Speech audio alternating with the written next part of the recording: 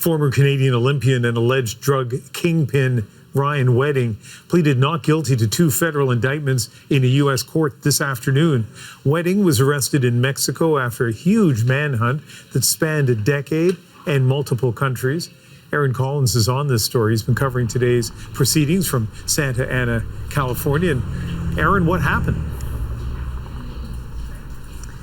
Yeah, Ian, this was the first opportunity for folks to get a look at Ryan Wedding since he appeared here in California late last week after, as you mentioned, being apprehended in Mexico City by authorities. So today was just a first appearance. It was a brief appearance by Mr. Wedding. He seemed pretty relaxed as he was led into the courtroom here in Santa Ana in handcuffs, but having sort of a casual conversation with his lawyer. He's facing 2 separate indictments, more than a dozen charges relating to his international drug trafficking empire that he's alleged to have run, as well as potentially orchestrating the murder of some witnesses. So some very, very serious charges. And we also learned a little bit more about how Mr. Wedding was apprehended in Mexico City. His lawyer saying that he didn't turn himself in as had previously been reported. He didn't surrender. He was apprehended. He was arrested. And so any spin that the government in Mexico is putting on this, that he surrendered, is inaccurate. He's hiding out and living somewhere are 2 different things. And so I would characterize it as living. The government can characterize it their way. And hence, why we have these judicial proceedings to determine ultimately how things turn out and whose interpretation of the facts is correct.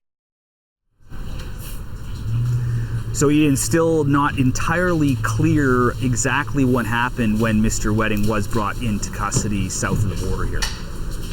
So these are serious charges that he faces that could put him behind bars for life. And maybe you can give us some quick background as to how he ended up behind bars. Yeah, it's a winding path that, of course, a lot of Canadians have been following. Mr. Wedding has certainly, taken quite the different course from when he was competing for Canada in the Salt Lake Games in 2002. Kind of came on to the radar of investigators here in the United States and in Canada almost 20 years ago. And for the last decade, he's been on the run, basically, in Mexico City. Investigators not entirely sure where he was, but he was on the most wanted list for the FBI, a $15 million reward offered. And Ian, the key here is that he's alleged to have moved more than 60 tons of cocaine from South America into California and Canada. And just to give you a sense of the quantity we're talking about there, that would be about the size of 30 F-150 vehicles, an extraordinary amount of narcotics alleged to have been moved by Mr. Wedding. Still, despite the seriousness of those charges, today very relaxed, and his lawyer says he's in high spirits. Imagine this has been a whirlwind, okay, for Mr. Wedding, in terms of when he was apprehended and in terms of when he's appearing here. He's in good spirits. He's a former Olympic athlete, which obviously takes a lot of mental toughness to participate in those type of games and at a high level. So he's in good spirits. Obviously, this is just the beginning of Mr. Wedding's legal journey. He's expected to be back in court here in California on March 24th. This is such a notorious case, Aaron, and here you are getting a chance. I don't know if you could actually see him if you were in the room with him. You can certainly see what was going on around him. And just before I let you go, just tell me what that was like.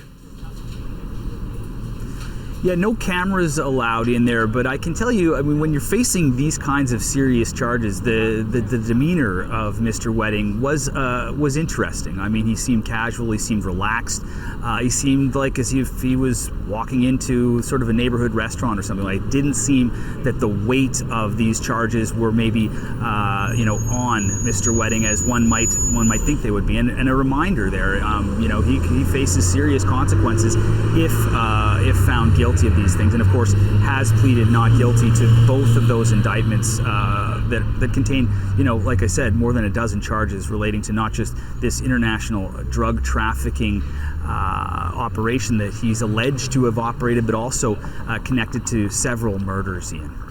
Yeah, well, and one last quick thing. I mean, he is alleged to have been involved in some particularly ruthless crimes and murders, and I just wonder if security, I assume, was pretty tight in that courtroom.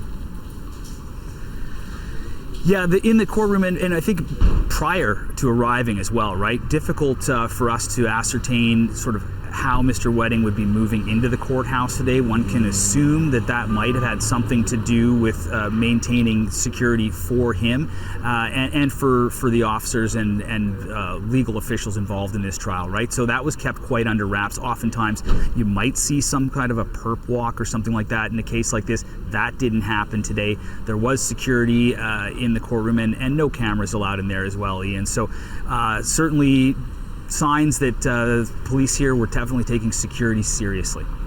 Yeah, the perp walk, the perpetrator walking in front of the cameras, they took care of that as he got off the plane earlier. Aaron Collins reporting from Santa Ana, California. Thank you so much.